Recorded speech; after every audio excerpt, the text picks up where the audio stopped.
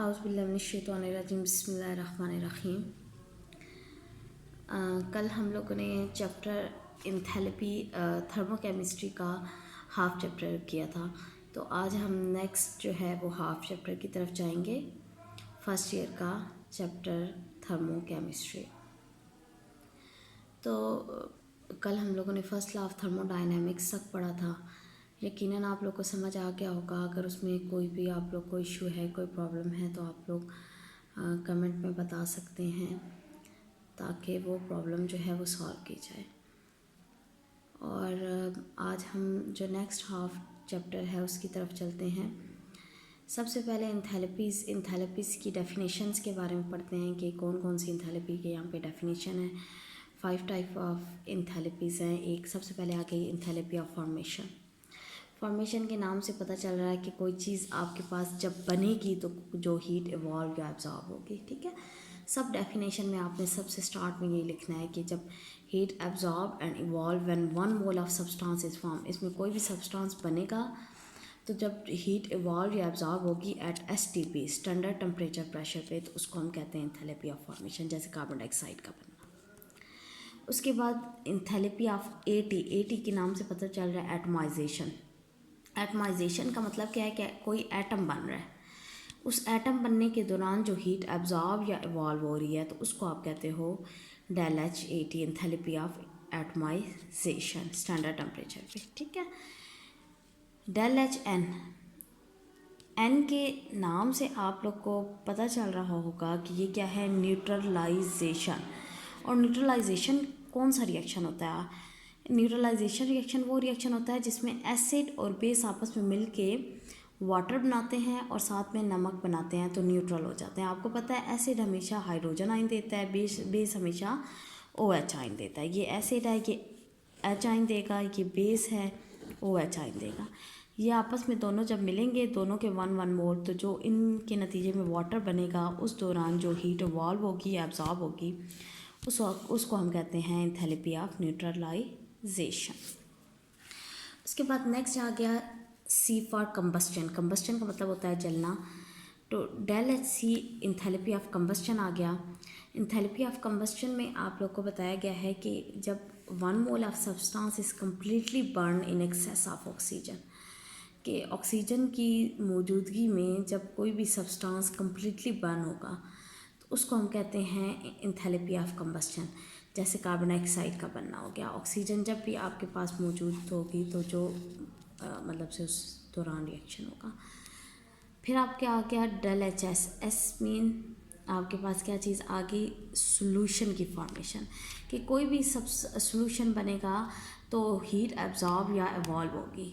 जब कोई भी आपके पास सॉल्वेंट है उसको आपने डाइल्यूट करना है। डाइल्यूट आप सॉल्वेंट किसी सब्सटेंस के अंदर डाल के उसको डाइल्यूट करते जाओ और रिएक्शन होता जाए और एक ऐसा टाइम आ जाए जब रिएक्शन अब और ज़्यादा नहीं हो रहा तो उसको आप कहते हो ΔHS, इंथैल्पी ऑफ सॉल्यूशन। उसके बाद आपके पास आ गई हीट और टेम्परेचर में क्या डिफरेंस होता है। हीट और टेम्परेचर में हीट जो है वो उसको हम मेजर करते हैं total amount of energy in given amount of substance. ठीक है, उसमें जितनी भी अमाउंट ऑफ सब्सटेंस दी हुई होती है उसकी जो total of amount of energy को आप मेजर करते हो उसको हीट कहते हैं। और टेम्परेचर क्या होता है, टेम्परेचर आपको पता है कि टेम्परेचर रिप्रेजेंट करता है काइनेटिक एनर्जी ऑफ मॉलिक्यूल किसी भी सिस्टम की, कि वो कितनी मूवमेंट करती है क्योंकि kinetic energy of molecule is directly proportional to temperature होगा। जितना टेम्परेचर इंक्रीज़ उतनी उसकी मूवमेंट इंक्रीज़। हीट जो होगा वो फ्लो होगी from higher temperature to lower temperature of body. Temperature जो है वो आपके पास सिंपली मेजर करता है काइनेटिक एनर्जी को, इसको डिनोट किया जाता है Q से, इसको टेम्परेचर T से, इसका यूनिट होता है किलो जूल पर मोल, और टेम्परेचर का यूनिट उसको सेंटीग्रेड, फ़ारेनहाइट या केल्विन में मेजर किया जाता है। इसको हम कैलोरीमीटर के ज़रिए हीट को मेजर करते हैं और टेम्परेचर को थर्मामीटर के ज़रिए मेजर करते हैं।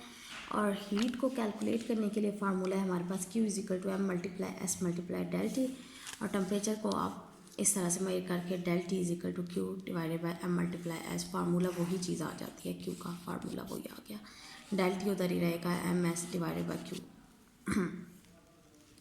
स्पेसिफिक हीट क्या आ गई, स्पेसिफिक हीट वो अमाउंट ऑफ हीट होती है जो आपको चाहिए होती है एक टेम्परेचर को राइज़ करने के लिए of 1 gram of substance by 1 kelvin. ठीक है, कि जो अगर आपके पास टेम्परेचर जो है वो 1 केल्विन कोई भी सब्सटेंस आपने यूज़ की है, उसके नतीजे में कोई भी जो आपको हीट चाहिए उसका टेम्परेचर 1 केल्विन बढ़ाने के लिए उसको आपको स्पेसिफिक हीट कहते हैं। स्पेसिफिक हीट को मेजर करने के लिए उसके बाद आपके पास आगे measurement of del H of reaction. 2 method हैं, एक है ग्लास कैलोरीमीटर और एक है बॉम्ब कैलोरीमीटर इसके अंदर। और ये दोनों ये प्रैक्टिकल में भी मतलब सिर्फ प्रैक्टिकल पॉइंट ऑफ व्यू में भी आता है, प्रैक्टिकल में भी एक प्रैक्टिकल है सॉरी एफएससी का, और इसके अलावा भी ये पेपर्स में भी आता होता है short question long question. Glass calorimeter सबसे पहले तो इसकी ये किस किस चीज़ से बना है। एक ऑर्डनरी कैलोरीमीटर है, ग्लास से बना होता है, इसको हम इंसुलेट करते हैं कॉटन के साथ, थर्मोमीटर और स्टेरर इसके अंदर होते हैं और इसके अंदर रिएक्टेंट ऐड कर देते हैं। सिंपल क्या है, ये फॉर एग्जांपल ये बीकर है जो ये ग्लास का बना है, इसके साइड पे ये हम इसके अंदर रख देंगे, इसको ग्लास कैलोरीमीटर के अंदर स्पीकर को रखेंगे और यहाँ पे हमने कॉटन लगा दिया। कॉटन इसलिए लगा दी ताकि ये इंसुलेटेड हो जाए।